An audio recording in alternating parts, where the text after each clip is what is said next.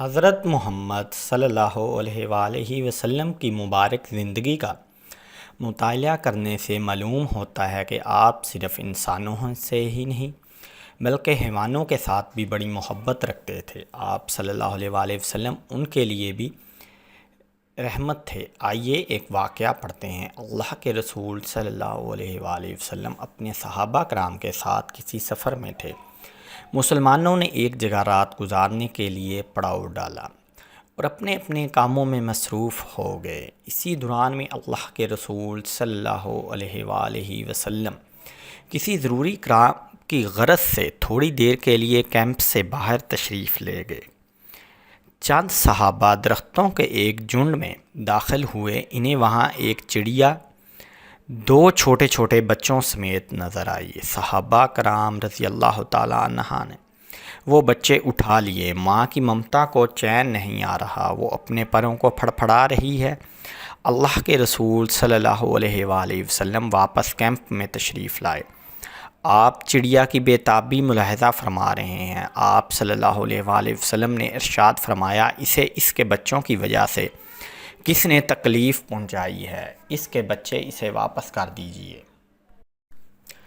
چنانچہ چڑیا کے بچوں کو چھوڑ دیا گیا۔ ایک دن رسول اللہ صلی اللہ علیہ وآلہ وسلم نے چونٹیوں کا جھولا ہوا بل دیکھا تو پوچھا، اسے کس نے آگ لگائی ہے؟ ایک صحابی کہنے لگے، یا رسول اللہ صلی اللہ علیہ وآلہ وسلم، میں نے آپ صلی اللہ علیہ وآلہ وسلم نے ناراض ہو کر ارشاد فرمایا، جس رب نے آگ کو پیدا کیا ہے اس کے علاوہ کوئی آگ کا عذاب دے تو یہ مناسب نہیں۔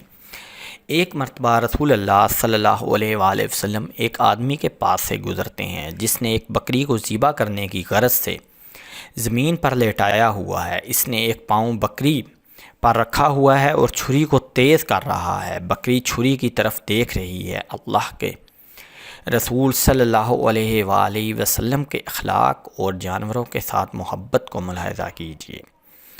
آپ نے ناراضگی کا اظہار کرتے ہوئے ارشاد فرمایا، ایسا لگتا ہے کہ تم اسے کئی بار مارنا چاہتے ہو۔ آپ صلی اللہ علیہ وآلہ وسلم نے صحابی کو طریقہ سکھایا، اسے بچھاڑنے سے پہلے چھری تیز کیوں نہ کی؟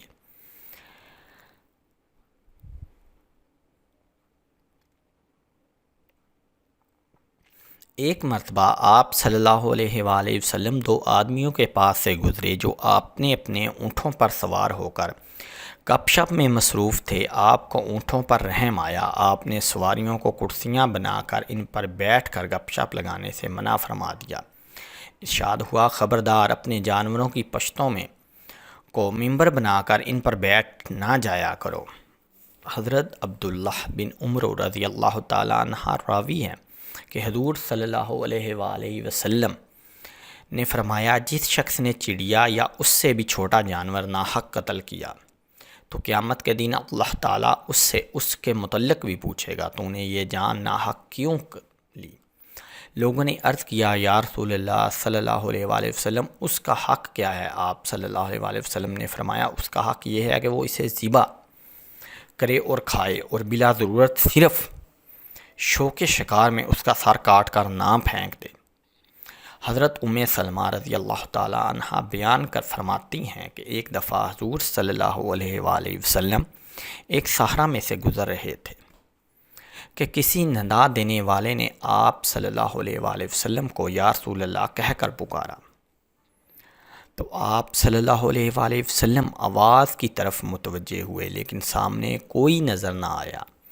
آپ صلی اللہ علیہ وآلہ وسلم نے دوبارہ غور سے دیکھا تو وہاں ایک ہرنی بندھی ہوئی تھی۔ اس نے عرض کی، یا رسول اللہ صلی اللہ علیہ وآلہ وسلم، میرے نزدیک تشریف لائیے۔ بس آپ صلی اللہ علیہ وآلہ وسلم اس کے قریب ہوئے اور اس سے پوچھا، تمہاری کیا حاجت ہے؟ اس نے عرض کی، یا رسول اللہ صلی اللہ علیہ وآلہ وسلم، اس پہاڑ میں میرے دو بچے ہیں، بس آپ مجھے آزاد کر دیجئے کہ میں انہیں دودھ پلا کر آپ کے پاس واپس لوٹ آؤں گی۔ آپ صلی اللہ علیہ وآلہ وسلم نے پوچھا، کیا تم ایسا ہی کرو گی؟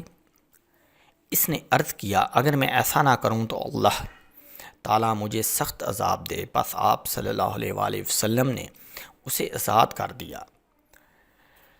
وہ گئی، اس نے اپنے بچوں کو دودھ پلایا اور واپس لوٹ آئی، آپ صلی اللہ علیہ وآلہ وسلم نے اسے دوبارہ باندھ دیا۔ پھر اچانک وہ اعرابی جس نے اس ہرنی کو باندھ رکھا تھا متوجہ ہوا اور اس نے عرض کی، یا رسول اللہ صلی اللہ علیہ وآلہ وسلم، میں آپ کی کوئی خدمت کر سکتا ہوں؟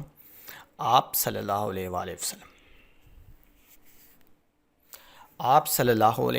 وسلم نے فرمایا، ہاں، اس ہرنی کو آزاد کر دو۔ پس اس عربی نے فوراً آزاد کر دیا۔ وہ وہاں سے دوڑتی ہوئی نکلی اور وہ یہ کہتی جا رہی تھی، میں گواہی دیتی ہوں کہ اللہ تعالیٰ کے سوا کوئی معبود نہیں، اور بے شک آپ صلی اللہ علیہ وآلہ وسلم اللہ تعالیٰ کے رسول ہیں۔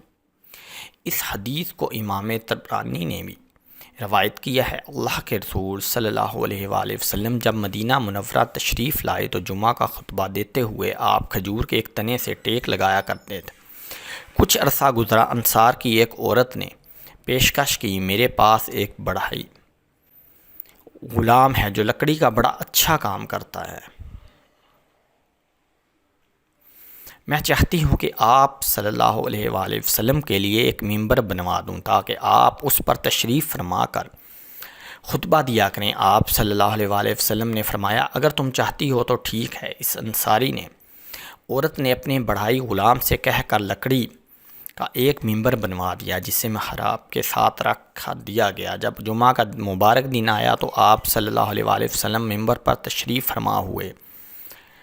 وہ کھجور کا تنا آج اللہ کے رسول صلی اللہ علیہ وآلہ وسلم کے لمس سے محروم ہو گیا تھا۔ اسے اتنا افسوس اور صدمہ ہوا کہ وہ داڑھیں مار کر رونے لگا۔ صحابی کہتے ہیں کہ اس کی آواز یوں آ رہی تھی جس طرح بیل دکاڑتا ہے۔